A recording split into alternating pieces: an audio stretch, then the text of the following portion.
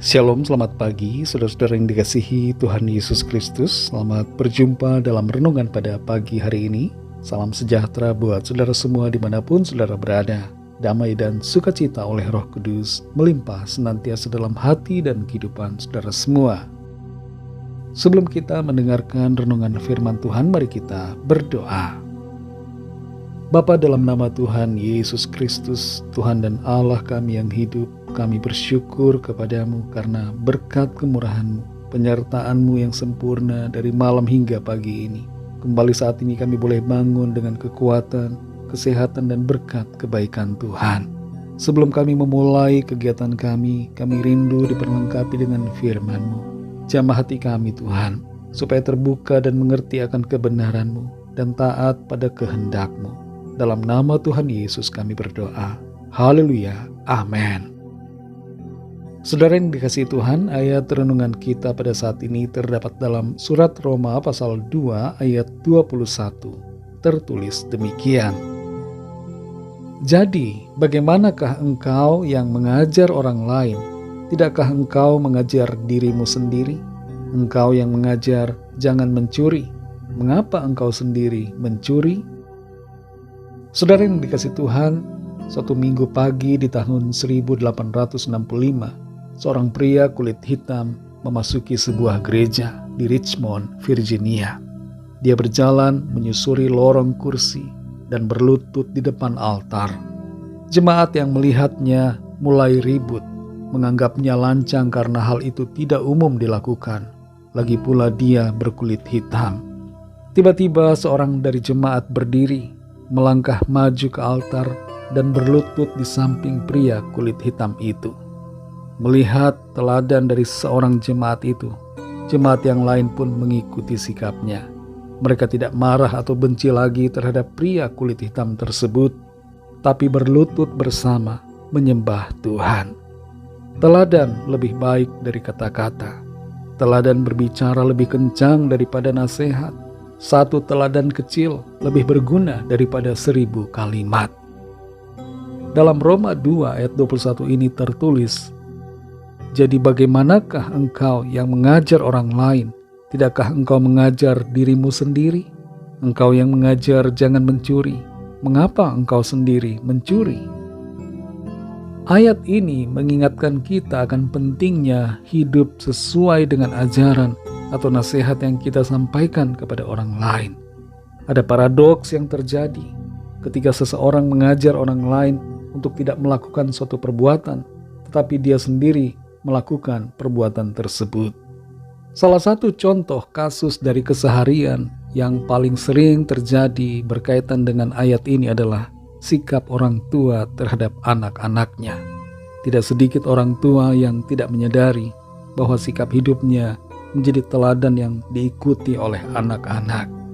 Ada orang tua yang melarang anaknya merokok, tapi ia sendiri merokok. Di kota Kudus, anak-anak kecil sudah merokok karena mengikuti teladan orang tua, selain juga karena terpengaruh oleh gaya hidup masyarakat umumnya di kota itu. Biasanya kalau orang tua pemarah dan suka memukul, anak-anak akan mengikuti jadi seorang yang pemarah dan pemukul. Kalau orang tua sering mengeluh, maka anak pun jadi pengeluh. Bila orang tua suka melanggar aturan, anak-anak pun jadi demikian. Tapi kalau orang tua suka bersyukur, maka anak-anak pun menjadi orang yang senang bersyukur. Kalau orang tua suka memuji Tuhan dan melakukan kebenaran, anak-anak pun akan demikian. Betapa pentingnya konsistensi dalam hidup kita sebagai orang percaya. Sadar atau tidak sadar, kita adalah terang dan garam bagi dunia ini, bagi orang-orang di sekitar kita. Sikap hidup kita disoroti oleh orang-orang yang ada di sekeliling kita. Itu sebabnya tindakan kita hendaknya selaras dengan kata-kata kita.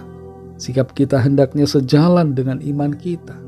Hidup yang baik, yang jujur, adil dan benar hendaknya menjadi cerminan dari nilai-nilai yang kita sampaikan dan miliki. Saudara yang dikasihi Tuhan, sebagai orang yang sudah dipanggil dan ditebus oleh darah Kristus, kita semua dipanggil untuk menjadi teladan bagi orang lain. Melalui sikap dan tindakan kita, orang-orang lain dapat melihat nilai-nilai kebenaran yang kita sampaikan. Ketika kita mengajar orang lain, menasehati orang di sekitar kita, baik secara langsung maupun tidak langsung, kita perlu memperhatikan bagaimana hidup kita secara pribadi dan memastikan bahwa kita hidup sejalan antara tindakan dan kata-kata. Kehidupan kita adalah kesaksian yang kuat bagi orang lain, lebih kuat daripada kata-kata kita. Dengan hidup yang konsisten antara sikap dan perkataan, kita dapat menjadi saksi-saksi Kristus yang menginspirasi orang lain untuk hidup dalam kebenaran. Mari kita berdoa. Kami bersyukur Tuhan untuk firman-Mu yang sudah kami dengar, firman-Mu yang mengajar setiap kami.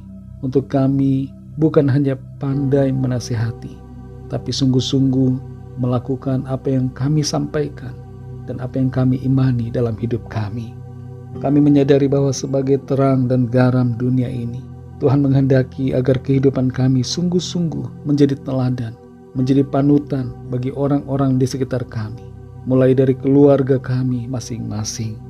Tolong kami ya Tuhan, kuatkan kami Roh Kudus, supaya kami tidak menjadi orang yang berbeda antara tindakan dan perkataan, tapi sungguh-sungguh konsisten, punya integritas. Kami memiliki teladan hidup yang baik sesuai dengan apa yang kami sampaikan. Terima kasih Tuhan, kami percaya kasih karunia-Mu akan memampukan kami. Berkatilah kami Tuhan di sepanjang hari ini dalam segala aktivitas kami, dalam tugas, dalam studi, dalam pekerjaan, dalam segala aktivitas kegiatan kami, dalam pelayanan.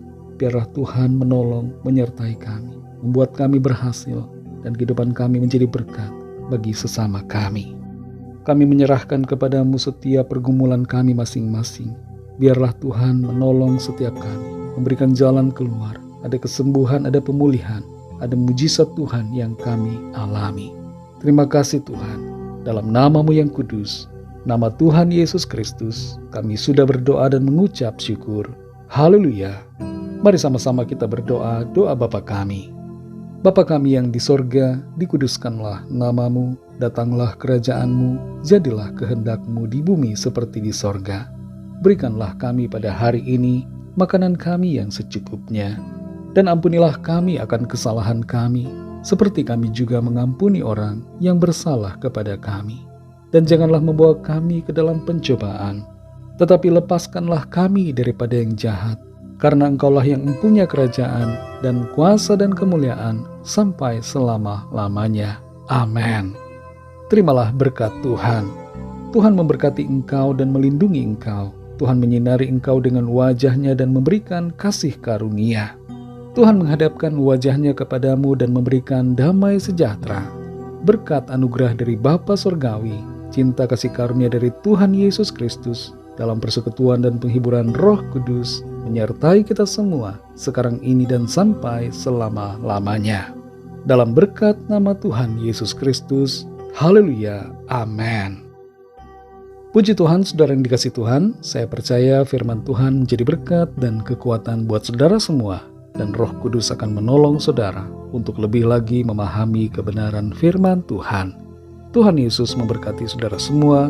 Sampai jumpa dalam renungan yang berikutnya. Haleluya.